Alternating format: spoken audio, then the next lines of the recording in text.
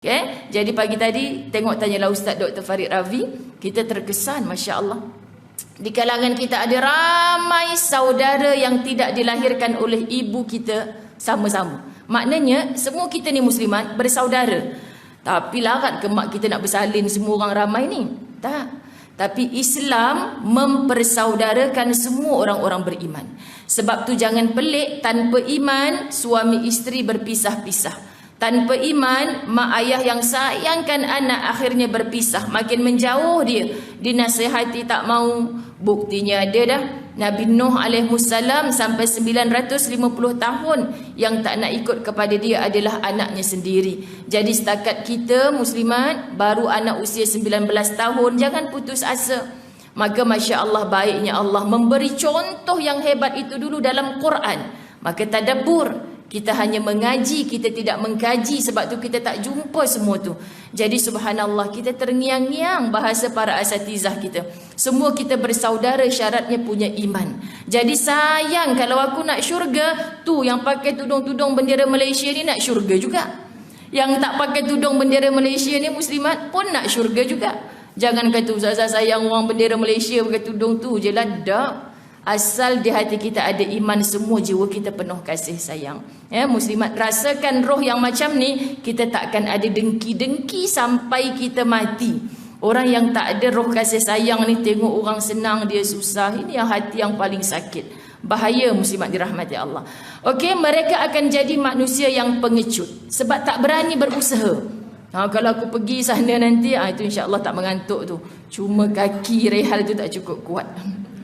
Terkejut dia muslimat, rehal dia tercabut. Tapi mata dia segar, Ustazah nampak. Tiba-tiba dia satu sama ada mata kita layu ataupun kita dah terlebih berat. Dua-dua tak ada pada kakak ni. Dua-dua tak ada, masya-Allah. Comel aja kan. Kat sini pakai rehal masjid ke?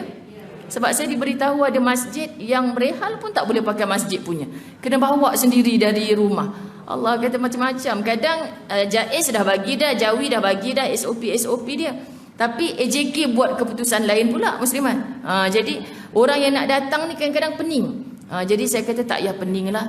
AJK buat macam tu mesti ada sebab muslimat. Jaiz, Jawi buat mesti ada sebab.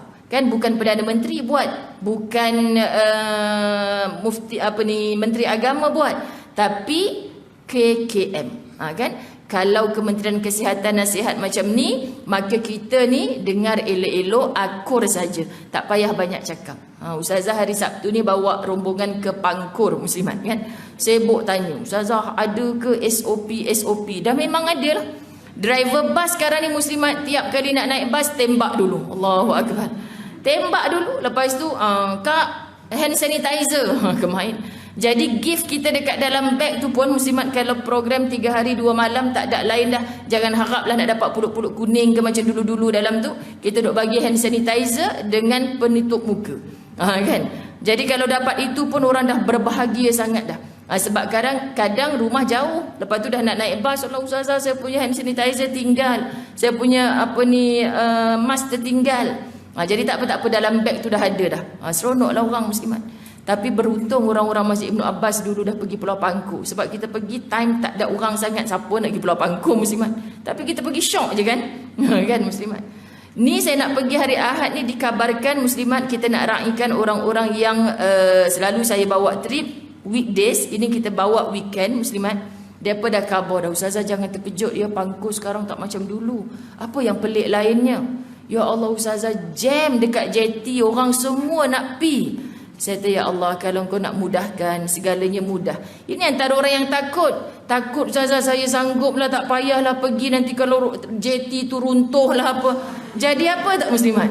Tak jadi apa. Dia kadang-kadang kita bila dengar cakap macam ni, Allah, takut tu takut yang pelik. Kita hanya takut Allah. Bila orang kata patuh SOP muslimat. Kita nak ziarah tempat yang macam mana? Tempat yang masih lagi boleh mengawal patuh SOP tu. Tapi kalau kita mengunjungi tempat yang bersesak-sesak, elakkan. Sebab itu bab makan, jaga restoran yang macam mana nak masuk, nak bawa anak 40 orang ni bukan mudah-mudah. Jadi kita kena jaga. Okay? Sebenarnya nak bagi tahu ada 3 kosong lagi. Sekian dimaklumkan. Baik muslimat. Okay. Ini bermakna seseorang itu tidak hanya boleh memiliki sifat takut semata-mata, malah dia juga perlu ada sifat harap. Takutlah ustazah nak pergi Pulau Pangkor, takut JT penuh, nanti kalau runtuh, na'udzubillah. Harap kita ada tempat berpaut, itulah Allah. Allah ya Hafiz, penjagaan Allah itu mutlak. Tak ada boleh kena mengena dengan apa pun muslimat. Pergi dengan ustazah selamat, tak. Kalau Allah tak jaga, kita takkan selamat. Jadi muslimat, saya bawa 4 orang bodyguard ni ustazah, kalau Allah tak jaga, takkan selamat. Serahkan kepada Allah yang Maha Hafiz, Maha memelihara. Jadi takut boleh, tapi jangan tidak ada harap. Bagaimana pula rupa dan tuntutan sifat ini? Orang yang mempunyai hati yang suci telah mengetahui bahawa dunia adalah seperti ladang tanaman bagi akhirat.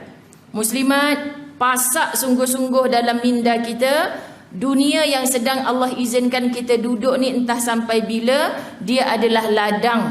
Ibu-ibu dirahmati Allah yang tak pandai bercucuk tanam, yang ada tanah sikit, pasu-pasu banyak depan rumah, masa PKPP tiba-tiba terrajin bercucuk tanam. Betul tak? Tiba-tiba dah tak boleh jumpa kawan ke sana ke sini, kita cakap dengan pokok lah ustazah. Hari-hari pergi kat tanah tu, bila nak tumbuh, aku dah bubur baja ni. Macam terapi juga ustazah.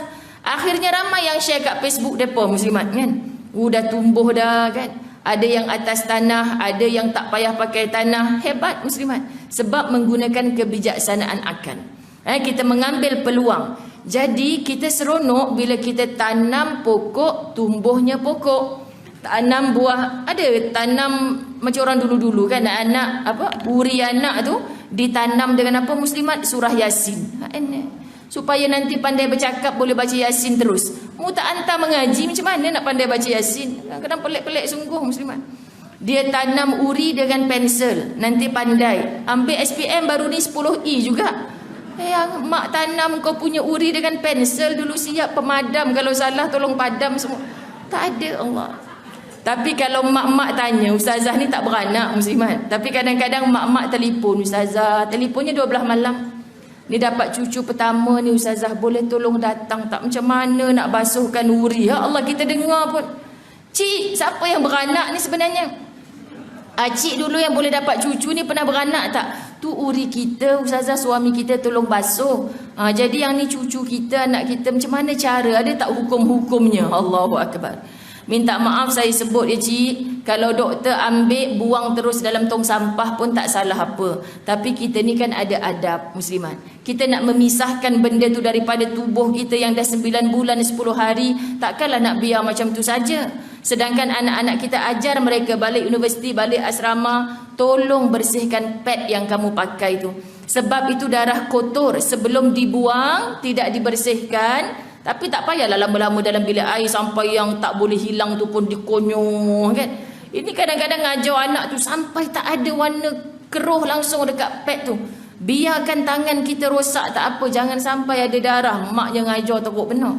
Darah yang mengalir tu muslimat, jangan sampai kita buang begitu saja. Termasuklah kalau kita singgah di mana-mana R&R, suka hati, tandas punya tong sampah dah penuh, dengan darah tu dia letak je dekat atas. Allahu Akbar. Pelik lah.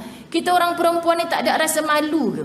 Kadang-kadang orang naik atas bas kata, ustazah nampak tak tadi tanda tengah? Lepas tu akak buat apa? Saya tengok je lah ustazah, geli saya. Apa kita ni muslimat? Dah benda tu duduk situ, jap lagi orang lain nak masuk geli, tak boleh nak masuk tandas, menjadikan orang queue. Akak tutup mata, kenapa tak angkat masuk dalam tong sampah? Bukan kita punya. Faham tak muslimat? Kita ni nak dapat pahala, kadang-kadang Allah bagi dah kita ni. Queue punya banyak, yang tandas tu rosak ke? Tak ustazah, ada dot-dot-dot kat dalam tu kan? Tak, saya tanya tandas tu rosak. Mungkin tak, sebab tadi ada orang rasa orang yang keluar pakai tudung hijau tu lah, dia tak flush kan. Maka kita masuk pejamkan aja mata flush. Semua orang boleh masuk tandas. Ustazah boleh pula buat. Banyak cakap daripada orang panjang, 20 orang kat belakang, siapa berak tak flush siapa ni. Settle tak masalah tu? Tak settle. Takkan berlaku satu benda pada kita kalau Allah tak nak menguji kita. Allah nak test je kamu tu, banyak cakap ke banyak buat. Mohon terasa. Banyaknya mohon terasa hari ni muslimat. Sebab dia buang benda tu. So pesan anak-anak, jin cukup suka. Kalau kita masuk dalam tong sampah, anjing cari benda tu dulu. digonggong, tiba-tiba lalu depan dia, anjing ni bawa muslimat pergi berjalan satu taman, akhirnya macam pet aku je ni.